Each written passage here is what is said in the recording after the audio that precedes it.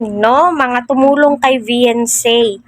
Nagsilabasan na, naglabas na po ng mga sama ng loob. Kung sino pa yung mga taong tinulungan mo, naku, tutuklawin ka din po kung papaano po nila tinuklaw, kung papaano po nila binastos si Kuya Val at saka si Kalinga Prab.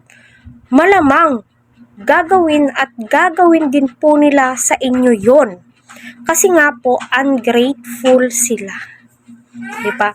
Mga ungrateful na mga tao. Di po sila marunong mag-appreciate ng tulong yung mga ganyan.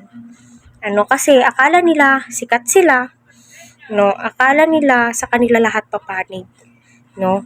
Alam nyo, hindi lifetime yung pagtulong, lalong-lalo na kapag pinakitaan nyo ng masamang ugali yung mga taong tumulong sa inyo. Kung papaano po nila binastos si Kuya Val, pagdating ng panahon, ilalaglag po kayo niyan. Ituturo po kayo na kayo yung mga mastermind.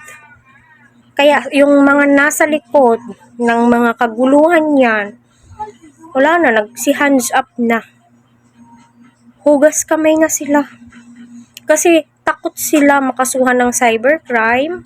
And syempre, nasa RTC na. Diba? Di po basta-basta.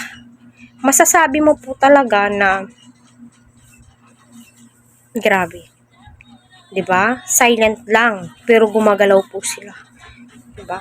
Yung mga kabastusan nyo, minsan, ilagay sa lugar. Itong si VNC, napakabata pa, pero yung ugali ang sama na.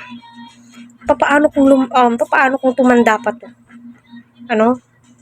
Minsan nasa magulang yung problema eh. 'Di ba? Binabastos nga si Kuya Val sa live. Pinagtatawanan. Yung mga basher, sige, ganito, ganyan. No, hindi. No? Isipin nyo yung taong tumulong sa inyo. Ama yan ng Kalingap. Papa yan ni Kalingap Prab. Si Kalingap Prab yung tumulong sa inyo. Kung wala ang bunga, kung wala si Kuya Val, wala si Kalingap Prab. Yun po yung isipin po ninyo. Kabastusan po yung pinaggagawa ninyo, di ba? Panoorin nyo po yung kay Bulkit ba yun? Napanood ko, no, galit na galit. No, yung sponsors ni VNC. Kasi napakabastos daw po. Binastos nga si si Kuya Val. Sponsors pa kaya, di ba?